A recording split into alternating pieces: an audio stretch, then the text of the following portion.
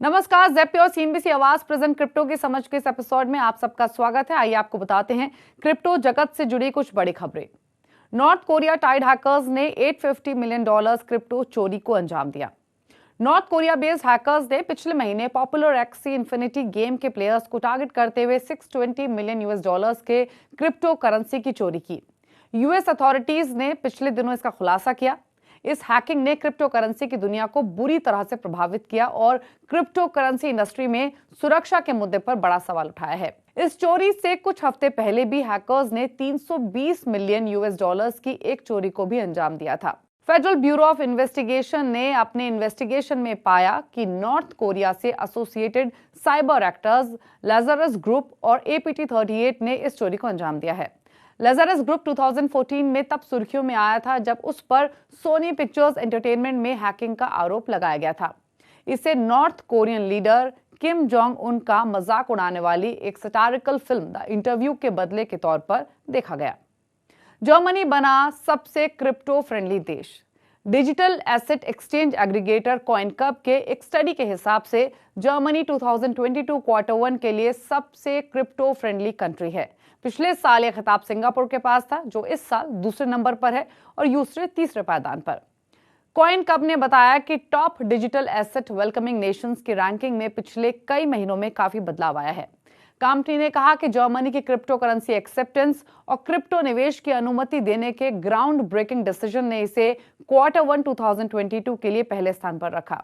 अन्य देश जिन्होंने अपने क्रिप्टो फ्रेंडली प्रोफाइल में सुधार किया है वे हैं नीदरलैंड्स, फ्रांस और स्पेन। ये ज्यादातर उन रिपोर्ट से प्रेरित था जिसमें कहा गया है कि इसकी सदर्न सिटी लुगानो बिटकॉइन को लीगल टेंडर के रूप में स्वीकार करने के लिए तैयार है।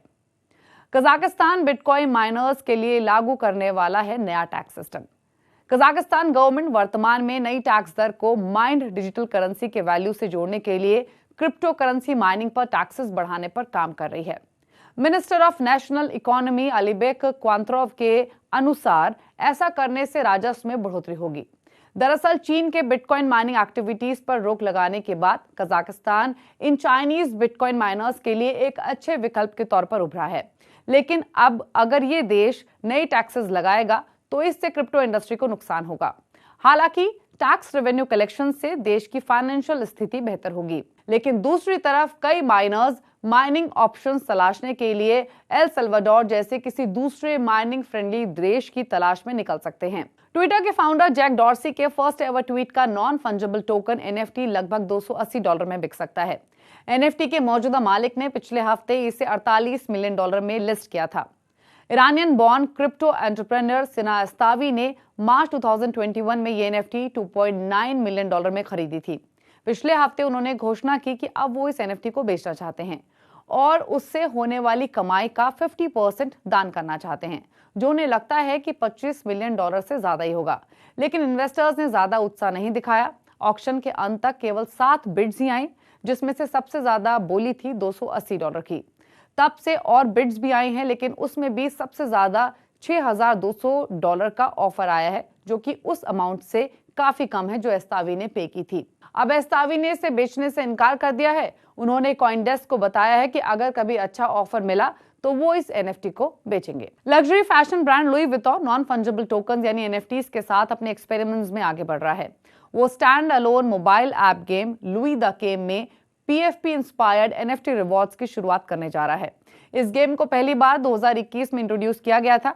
यहाँ खिलाड़ी एक ऐसी दुनिया में प्रवेश करते हैं जहां से विवियन नामक अपने ब्रांड इंस्पायर्ड अवतार को ड्रेसअप करा सकते हैं और उन पोस्ट कार्ड्स को इकट्ठा करने के लिए दौड़ते हैं जो उन्हें ब्रांड के 200 साल पुराने इतिहास के बारे में बताते हैं।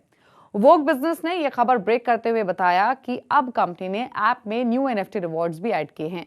जो खिलाड़ी खेल में एक निश्चित संख्या में फ्री NFTs कलेक्ट कर लेता है, उसके पास NFT राफल के लिए क्वालिफाई करने का मौका होगा, जो 4 अगस्त तक चलेगा। ये PFP जैसे कई प्लेटफॉर्म पर पोर्टेबल होगा। ये NFT बीपल के स्टार्टअप वेन्यू लैब्स के सहयोग से बनाए गए हैं।